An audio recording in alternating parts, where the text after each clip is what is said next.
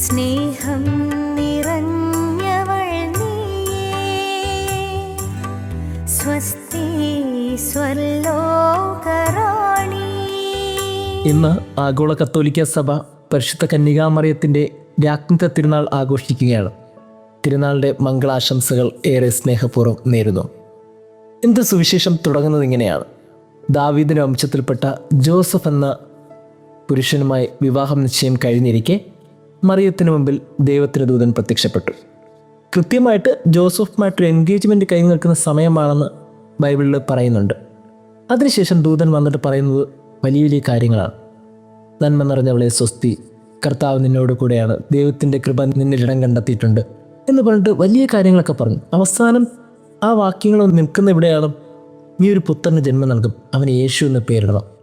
ഇത് കേട്ടപ്പോൾ മറിയം ഒത്തിരി പെർപ്ലക്സ്ഡായി. അവൾ പെട്ടെന്ന് ചോദിച്ചു, ഇതൊക്കെ എങ്ങനെ സംഭവിക്കും? പറഞ്ഞതാ, ഇത്രത്തോളം കൃത്യമായിട്ട് പറഞ്ഞില്ലേ, ഇനി ഇതും കൂടെ പറ, എങ്ങനെ സംഭവിക്കും? പക്ഷേ ഇനി ഈ വചനം വായിച്ചാൽ നമുക്കൊരു കാര്യം മനസ്സിലാവും. കൃത്യമായിട്ട് എങ്ങനെ സംഭവിക്കുന്ന ദൂതൻ ഉത്തരം കൊടുത്തില്ല. ദൂതൻ ജോസഫിനെ കുറിച്ചുള്ള കാര്യം പറഞ്ഞില്ല, യേശുവിൻ്റെ ഇനിയുള്ള ജീവിത യാത്രയെക്കുറിച്ച് പറഞ്ഞില്ല, യേശുവിനെ ഉദരത്തിൽ വഹിക്കുന്ന ജീവിതത്തെക്കുറിച്ച് പറഞ്ഞില്ല, ഈ പദ്ധതികളൊക്കെ എങ്ങനെ നിറവേറുമെന്ന് പറഞ്ഞില്ല, ഒന്നും പറഞ്ഞില്ല. പറഞ്ഞില്ല എന്ന് മാത്രമല്ല, പെട്ടെന്ന് വിഷയം മാറ്റിവിട്ടു. എലിസബത്തിന് ഗർഭം ധരിച്ച കാര്യം പറഞ്ഞ് ആ വിഷയം അങ്ങ് മാറിപ്പോയി. ഇത് ദൈവത്തിൻ്റെ ഒരു കളിയാണ്. ചില സമയത്ത് നമുക്ക് മനസ്സിലാകാത്ത ചില കാര്യങ്ങൾ നമ്മൾ എങ്ങനെയും ചോദിച്ചാൽ വിഷയം മാറ്റിക്കളായി. ദൈവം പോലും ഇങ്ങനെ ചെയ്യുന്നല്ലോ എന്നൊക്കെ നമ്മൾ ചിന്തിച്ചു പോകും. മറിയത്തിന് ഉത്തരം കിട്ടാത്ത ചോദ്യം അവിടെ അപ്പോഴും ബാക്കിയാണ്.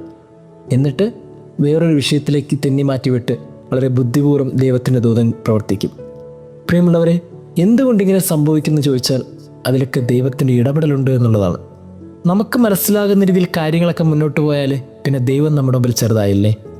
മനസ്സിലാകുന്ന കാര്യങ്ങൾ മാത്രമല്ല, മനസ്സിലാകാത്ത ചില കാര്യങ്ങൾ കൂടി ദൈവത്തിൻ്റെ പദ്ധതിയുണ്ട്. കുറച്ചൊക്കെ സസ്പെൻസ് നല്ലതല്ലേ? അതുകൊണ്ട് മറിയത്തിൻ്റെ ജീവിതത്തിൽ ഒത്തിരി സസ്പെൻസ് ദൈവം കൊടുത്തിരുന്നു. ആ സസ്പെൻസ് എപ്പോഴും സന്തോഷമാകണോ നിർബന്ധമൊന്നുമില്ല. ചിലപ്പോൾ സങ്കടമായിരിക്കും, ചിലപ്പോൾ കണ്ണുനീരായിരിക്കും, ചിലപ്പോൾ സന്തോഷമായിരിക്കും, ചിലപ്പോൾ ആനന്ദമായിരിക്കും. വികാരങ്ങളൊക്കെ ഇങ്ങനെ മാറി മാറി മറിയത്തിന് വന്നിട്ടുണ്ട്. പക്ഷെ ഒരു കാര്യം മറിയത്തിനറിയാം, ഇതൊന്നും മനസ്സിലാകുന്നില്ല. പക്ഷേ ഈ മനസ്സിലാകാത്ത അന്നത്തെ ചോദ്യം പിന്നെ അവൾ ആവർത്തിച്ചില്ല എന്നുള്ളതാണ് ഏറ്റവും വലിയ പ്രത്യേകത. പ്രിയമുള്ളവരെ, നമ്മൾ ഏതൊക്കെയോ ജീവിത സാഹചര്യത്തിലാണ്. കുടുംബജീവിതം ജീവിക്കുന്നവരും സമർപ്പിത ജീവിതം ജീവിക്കുന്നവരൊക്കെ എന്നെ കേൾക്കുന്നുണ്ടാവും. ചിലപ്പോൾ നമ്മുടെ യാത്രക്കിടയിലൊക്കെ ചില കാര്യങ്ങൾ നമുക്ക് മനസ്സിലാകില്ല, ചോദിച്ചാൽ ഉത്തരവും കിട്ടില്ല. അത് ദൂതൻ ചെയ്ത പോലെ ട്വിസ്റ്റ് ചെയ്ത് വിഷയം മാറ്റിവിടുന്നൊക്കെ ഉണ്ടായിരിക്കും. എങ്കിലും ഒരു കാര്യം മനസ്സിൽ കരുതിക്കൊള്ളണം, ഇത്രയും നടത്തിയ ദൈവത്തിന് ഇനിയും നടത്താൻ അറിയാമല്ലോ. അതൊക്കെ തന്നെയാണ് ഇനിയും നമ്മളെ ജീവിക്കാൻ പ്രേരിപ്പിക്കുന്നത്. മറിയം രാജ്ഞിയായിട്ട് സ്വർഗത്തിലും ഭൂമിയിലും ജീവിച്ചിട്ടുണ്ടെങ്കിൽ ഈ സസ്പെൻസിന് അവൾ അവസാനം വരെ വഴങ്ങിക്കൊടുത്തു എന്നതാണ്. ജീവിതത്തിൽ നടക്കുന്ന എല്ലാ സസ്പെൻസിലും ദൈവത്തിൻ്റെ ഇടപെടലുണ്ട്. അതുകൊണ്ട് വെറുതെ കണ്ണും പൂട്ടി നിൽക്കാനുള്ള മനസ്സ് കാണിക്കുക. ദൈവം നമ്മെ അനുഗ്രഹിക്കട്ടെ. സ്വർലോകറാണി,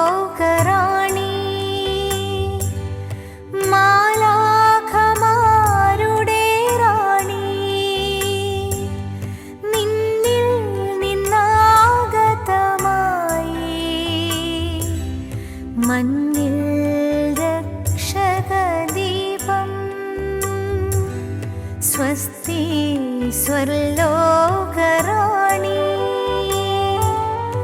മാലാഖമാരുടെ റാണി,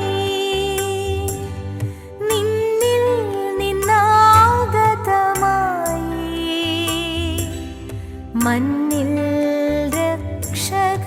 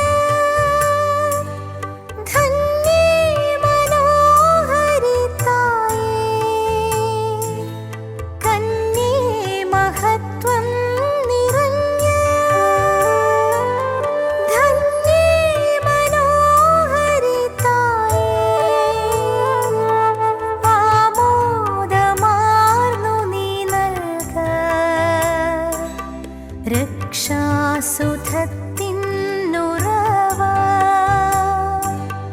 ആമോദമാർന്നു നീ നൽക രക്ഷാസുധത്തിന്നുറവ സ്വസ്തി സ്വർലോകറാണി മാലാഖമാരുടെ റാണി നിന്നിൽ നിന്നാഗതമായി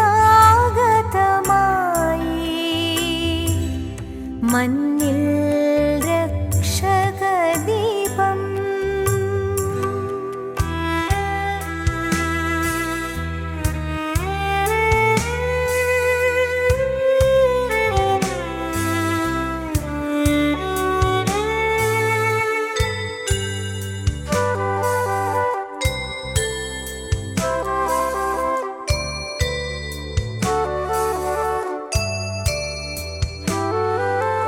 ഞങ്ങളും നിൻ മക്കളല്ലോ നിൻ ദിവ്യസൂനുവോടെന്നും ഞങ്ങളും നിൻ മക്കളല്ലോ നിൻ ദിവ്യസൂനുവോടെന്നും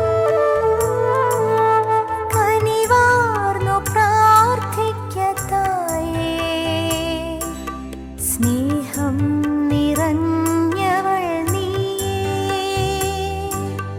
കനിവാർന്നു പ്രാർത്ഥിക്കത്തായേ സ്നേഹം നിറഞ്ഞവൾ നീയേ സ്വസ്തി സ്വർലോകറാണി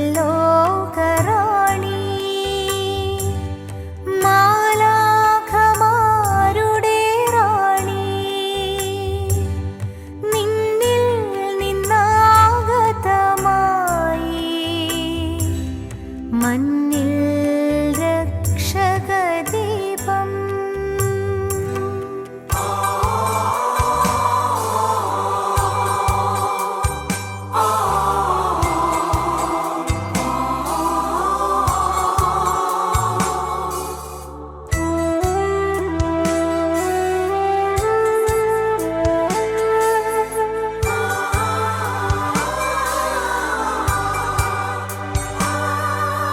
നന്മ നിറഞ്ഞവളല്ലേ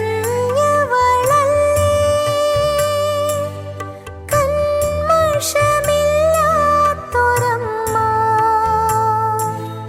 നന്മ നിറഞ്ഞവളല്ലേ കന്മഷമില്ലാത്തൊരമ്മ അലിവാർന്ന സ്നേഹം നുകരാൻ അനുഗ്രഹ